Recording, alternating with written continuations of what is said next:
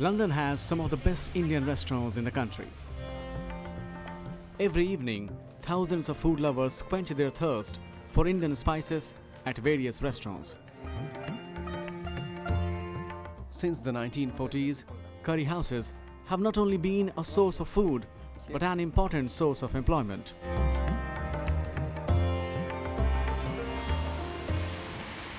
New Cross is home to one of the oldest restaurants in London, which has been popular in the locality since 1957. But for the first time in the last 6 decades, a restaurant called Curry Twist is empty on a Saturday evening.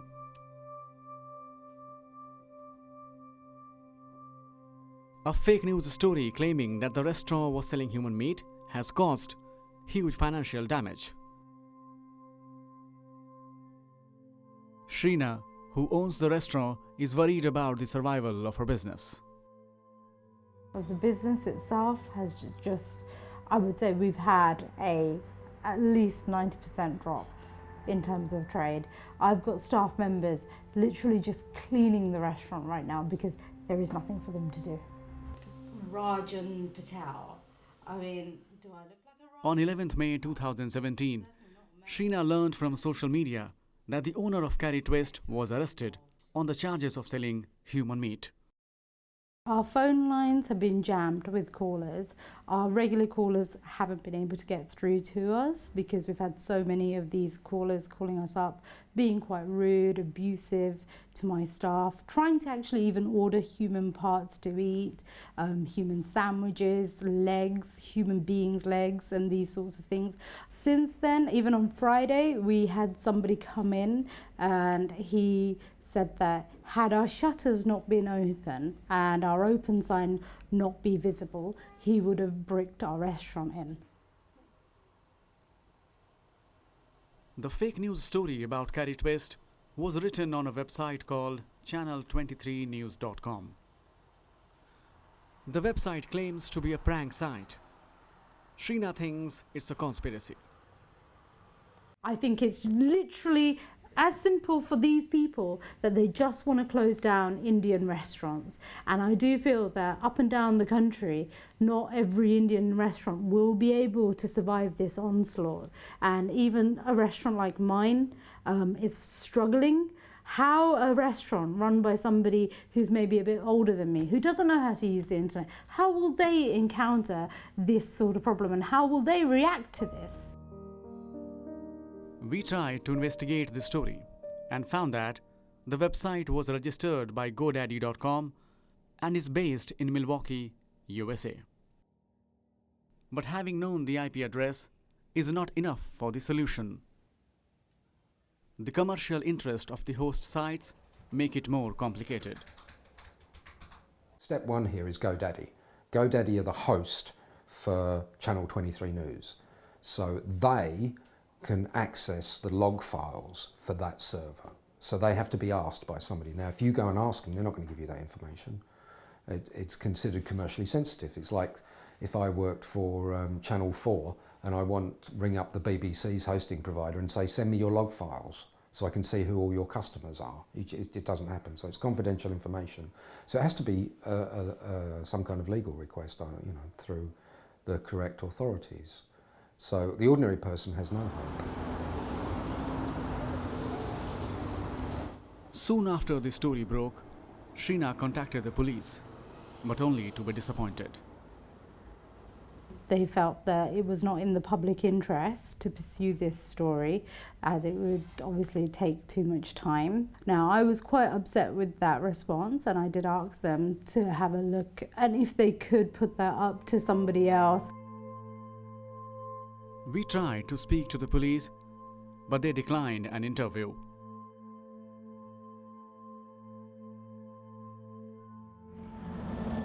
What I really fail to understand is what would stop the police to talk about an issue when somebody's life, somebody's business is at stake.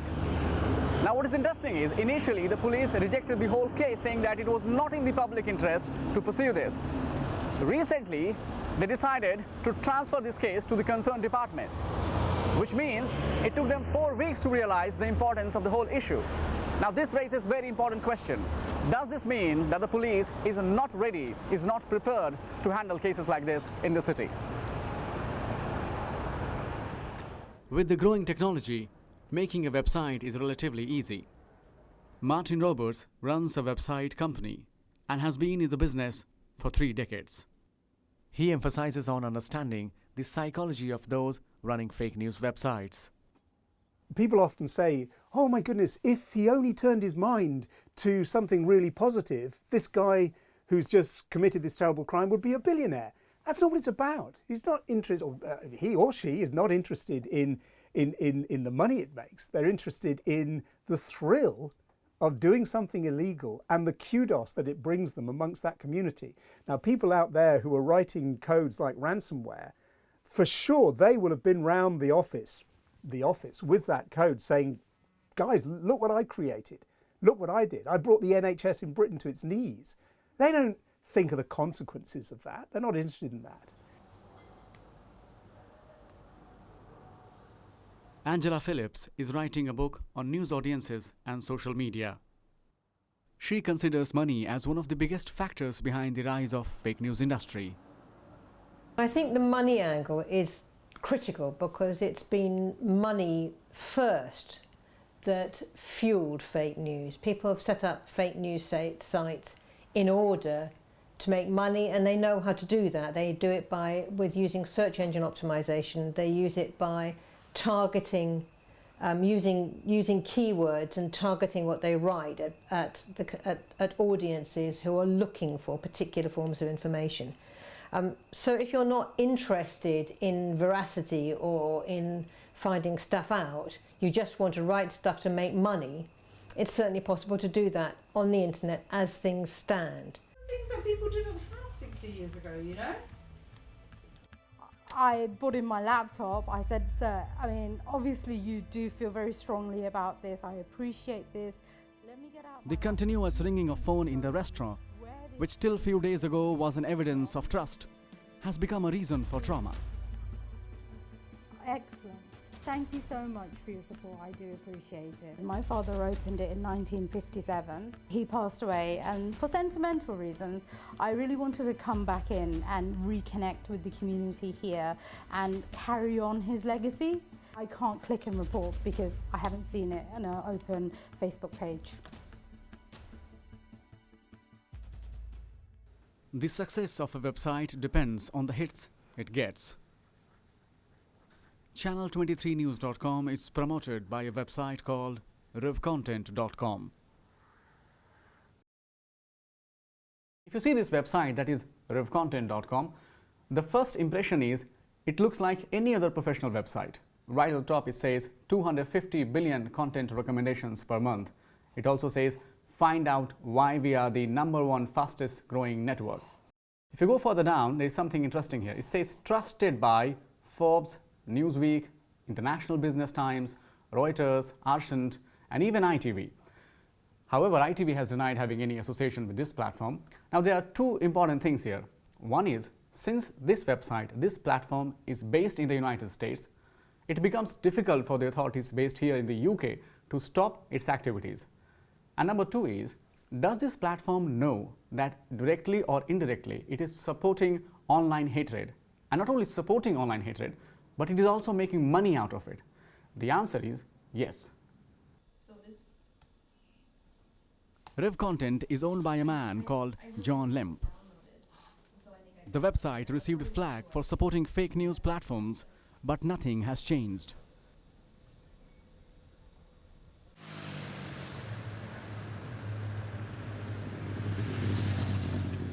Fake news has become a challenge not only for the common people, but also for the lawmakers. The MP for Lewisham and Deptford, Vicky Foxcroft, blames the lack of resources in dealing with it. I think it's really concerning that actually anybody can go and post a story and it can appear like it's real news when indeed it's fake news, and then just afterwards just go, oh hey, it's fake news. And as politicians, we've probably seen online abuse you know, in some of the most, you know, dangerous kind of capacities where people can get away with threatening you. And what we have to do is ensure that the police are properly resourced to be able to deal with the kind of new threats to people's safety, security, and that is most definitely online abuse. Literally no phone numbers or anything that One of the reasons that Shrina's restaurant story spread like a wildfire was because it was being shared on Facebook. At the bottom of the website, there is a link to upload and share. Shrina tried to contact Facebook to help her with the solution, but could not find a link to register her complaint. The fact that Facebook allows this, the fact that Facebook does nothing to prevent this sort of site on their own web pages is absolutely disgusting. It's also disgusting that Facebook has no contact. They make billions of pounds internationally, yet they provide no support for when things go wrong. After Shrina's several failed attempts to contact Facebook, we tried to get an answer. We got nothing more than automatic replies.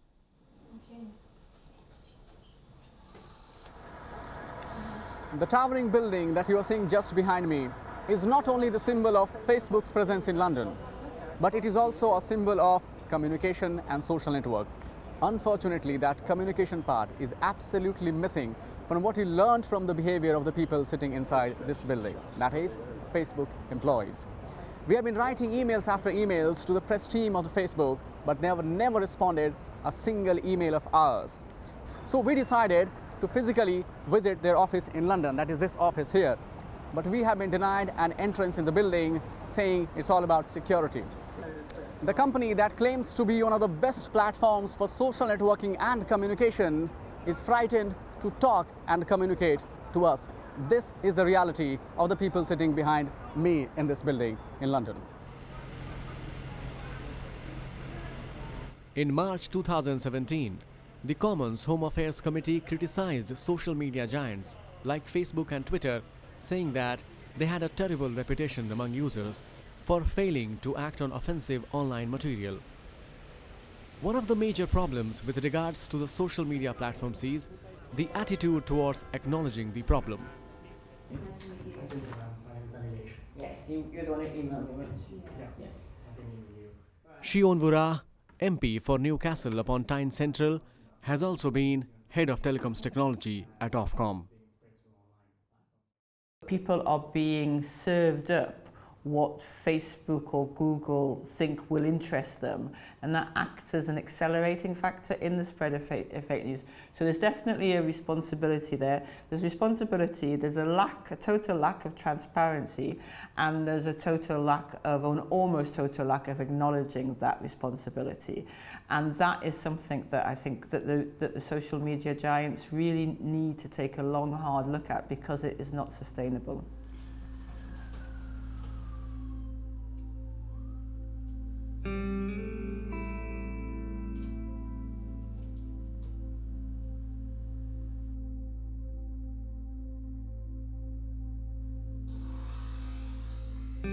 First thing I do in the morning is I Google my restaurant.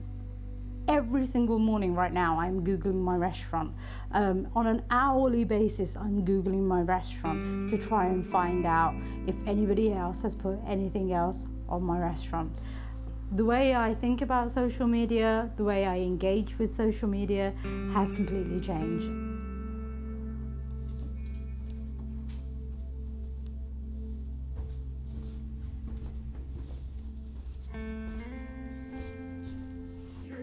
That's true though. I'm not a big drinker myself.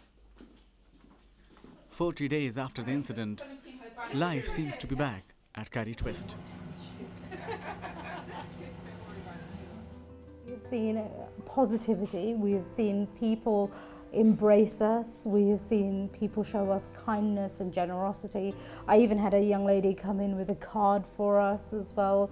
I had one person call me from Canada offering me, financial assistance, which I respectfully declined. But I was very touched and humbled that somebody would take it upon themselves to call us from another country to offer us that level of support.